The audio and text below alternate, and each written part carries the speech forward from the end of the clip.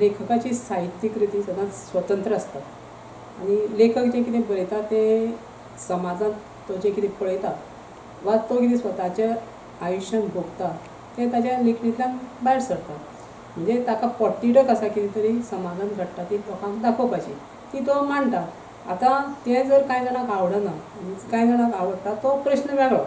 आतां तो हें कितें की लेखकान जें कितें बरयलां तें प्रकाशक ह्या नदरेंतल्यान हांवें पळयलां. ती म्हजी जबाबदारी, कारण आज मेरेन हांवें 101 पुस्तकां छापल्यात, ती जबाबदारी म्हाका आसा आनी त्या नदरेंतल्यान हांवें तें पुस्तक वाचून फूल तपासून तें हांवें उजवाडा काडलां. आतां तातूंतले मोजकेच कांय भाग काडटात कांय लोक आनी तातूंतले अश्लील म्हणटा, कांय कोणाचेर अन्याय जाला म्हणटा, अशे तरेन ती चर्चा जाल्या. आतां जी FIR म्हजेर घाल्या प्रकाशक म्हणून ती घाल्या म्हणून हांव भिता असल्यातलो भाग कांय ना. ती जें कितें आसा तें फेस करपाची म्हजी तयारी आसा. कित्याक म्हाका मना पासून दिसता की हांवें कांय चूक करूं ना, कारण लेखकाक ताची अभिव्यक्ती स्वातंत्र्य दिवपाकूच जाय. हांवूय एक लेखक, हांवूय बरयतां, अशे तरेचे प्रसंग बाकीच्या साहित्यांत आयिल्ले आसा. प्रकाशक म्हणून म्हजो कितें गुन्यांव आसा अशें म्हाका हातूंत अजिबात दिसना.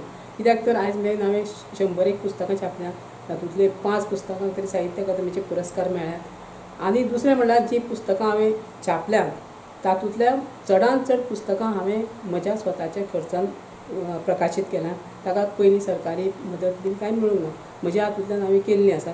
सो ती पोटतिडक म्हाका आसा की हांवें पुस्तकां कशीं छापपाची, कशे तरेन ती लोकां मेरेन पावपाची, ह्या पोटतिडकींतल्यान हांवें पुस्तकां छापिल्लीं आनी ती जबाबदारी म्हाका आसा. आनी अशें आयज जर म्हाका तुमी म्हणटात की हें चूक आसा तें चूक आसा म्हणून, ओके मान्य, चूक आसा तें बरोबर, ताची चर्चा करूं येता न्ही.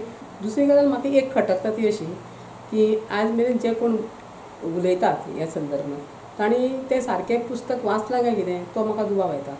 कित्याक तर ते सबंद पुस्तकांत जें कितें आसा तें एक विशिश्ट विशयाचेर ताणें बरयल्लें आसा, एका सामाजीक अन्यायाचेर ताचेर बरयल्यात. अशें हें सोडून ती साहित्यीक चर्चा ताणें तें कलात्मक नदरेंतल्यान कशें मांडलां जावं साहित्यीक नदरेंतल्यान तें कशें मांडलां ताजेर साहित्यीक चर्चा जायनासतना हे भलतेच कोण तरी अशे भलतेच लोक उलोवपाक लागले की जाणें साहित्य बरोवना जावं साहित्य सारकें वाचूना आनी साहित्यांत रस घेवना, ते आयज ह्या पुस्तकाचेर मोठ्या मोठ्यान उलोवपाक लागल्यात.